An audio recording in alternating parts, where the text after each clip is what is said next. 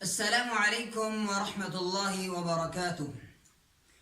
نحمده ونصلي على رسوله الكريم. أما بعد. سامعین کرام، آج میں آپ حضرات کے سامنے ایک واقعہ بیان کرنا چاہتا ہوں. واقعہ بیان کرنے کے بعد اس واقعے کے اندر جو نصیحت، جو سبق ہوگا، وہ آپ حضرات کے گوش گزار کرنا چاہوں گا. سامعین کرام، یہ بات مشہور ہے اور لوگ جانتے بھی ہیں اس بات کو کہ جب کوئی سبق یا کوئی نصیحت کسی کے ذہن نشین کرنی ہوتی ہے، کسی کے ذہن میں بٹھانا مقصود ہوتا ہے، تو پھر ہم اس کے ساتھ کسی واقعے کو ذکر کر دیتے ہیں تاکہ اس واقعے کی مناسبت کی وجہ سے وہ بات جو آپ سمجھانا چاہتے ہیں، جو لوگوں کو بتانا چاہتے ہیں، جو ان کو ذہن نشین کروانا چاہتے ہیں، وہ ان کو یاد رہے، ان کو بھولے نہ. دیکھیے کہ واقعہ کس طرح سے بات کو ذہن نشین رکھنے میں مددگار ثابت ہوتا ہے. اس کی مثال لے لیجئے کہ آپ دیکھتے ہیں کہ ایک شخص گاڑی لیتا ہے اور پھر وہ گاڑی کو ڈرائیو کرتا ہے، گاڑی کو چلاتا ہے اور بہت زیادہ تیز رفتاری کے ساتھ گاڑی کو بھگاتا ہے. تیز رفتاری کی وجہ سے اس کی گاڑی کا ایکسیڈنٹ ہو جاتا ہے، چوٹیں لگتی ہیں، اس کو ہاتھ ٹوٹ گیا، بازو ٹوٹ گیا، ٹانگ ٹوٹ گئی یا اور بڑی کوئی چوٹ لگ گئی، اور آپ اس کو دیکھ رہے ہوتے ہیں یا کوئی آ کر آپ کو بتاتا ہے کہ فلاں شخص نے گاڑی لی تھی، اس کے ساتھ یہ واقعہ ہوا ہے تیز رفتاری کی وجہ سے. اور پھر جب آپ گاڑی لیں گے اور گاڑی کو ڈرائیو کریں گے، گاڑی کو چلائیں گے، تو پھر آپ احتیاط سے چلائیں گے، سکون سے چلائیں گے اور مکمل احتیاط کرتے ہوئے کم رفتار سے چلائیں گے. کیوں بھلا؟ آخر اس کی کیا وجہ ہے کہ آپ اتنی زیادہ احتیاط کر رہے ہیں، آپ اتنے آرام سے گاڑی چلا رہے ہیں؟ کیوں؟ اس کی وجہ یہ ہے کہ آپ کے ذہن کے اندر وہ واقعہ موجود ہے کہ فلاں شخص نے گاڑی لی تھی اور بہت تیز رفتاری سے اس کو ڈرائیو کیا تھا اور اس کا ایکسیڈنٹ ہو گیا تھا. آپ اس واقعے کی وجہ سے اپنی رفتار کو کنٹرول میں رکھتے ہیں. سامعین کرام، میں بھی آپ کے سامنے ایک واقعہ ذکر کرنا چاہتا ہوں اور اس میں جو سبق پوشیدہ ہے وہ آپ کو بتانا چاہتا ہوں. ایک استاد کلاس میں داخل ہوتا ہے، بچے سارے کلاس میں موجود ہیں، استاد کا استقبال کرتے ہیں. السلام علیکم ورحمۃ اللہ وبرکاتہ استاد محترم.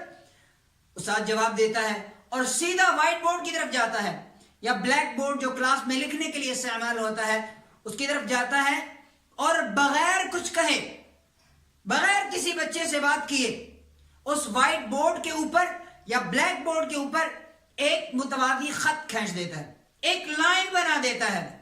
اب وہ اپنا رخ بچوں کی طرف کرتا ہے اور ان سے کہتا ہے، پیارے ننھے منھے پھولو، کیا آپ میں سے کوئی بچہ ایسا ہے جو اٹھے اور اس لائن کو بغیر چھوئے اس کو چھوٹا کر دے. لائن کو چھونا نہیں ہے، اس کو مٹانا نہیں ہے، اس کو چھوٹا کرنا ہے. اب سارے بچے سوچ میں پڑ جاتے ہیں کہ یہ کس طرح ممکن ہے کہ لائن کو چھونا بھی نہیں ہے، اس متوازی خط کو چھونا بھی نہیں ہے اور وہ چھوٹا ہو جائے؟ یہ تو ممکن نہیں ہے. یہ سوال سن کر کلاس میں سناٹا چھا جاتا ہے، کوئی بچہ جواب نہیں دے پاتا اور آخر استاد خود ہی اس خط کے متوازی ایک اور خط کھینچتا ہے جو پہلے خط سے تھوڑا چھوٹا ہوتا ہے، تھوڑا چھوٹا ہوتا ہے. اب سارے بچے دیکھتے ہیں کہ استاد محترم نے لائن کو، خط کو چھوئے بغیر اس کو چھوٹا کر دیا.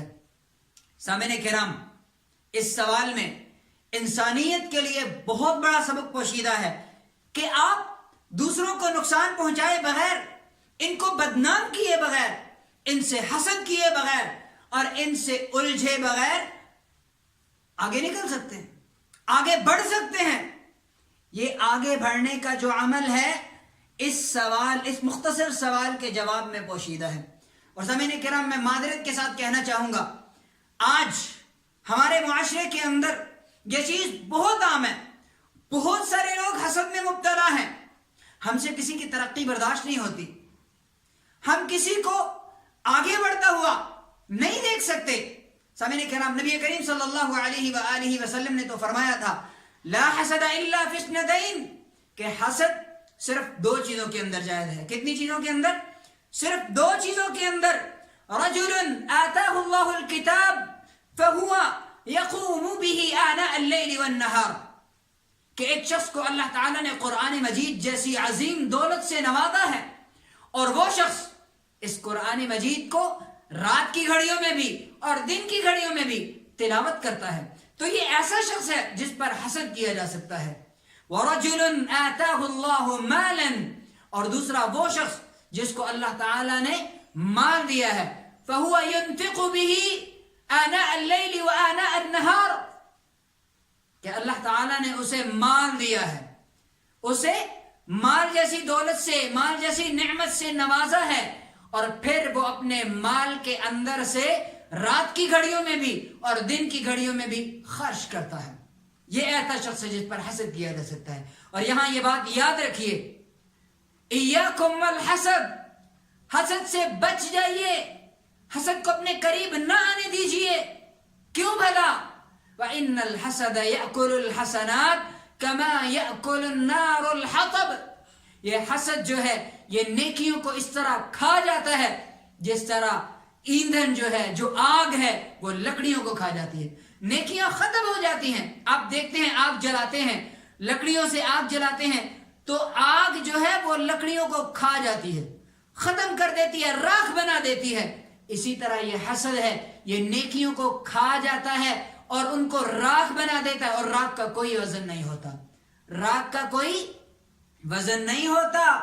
سامعین کرام، حسد سے بچ جائیے.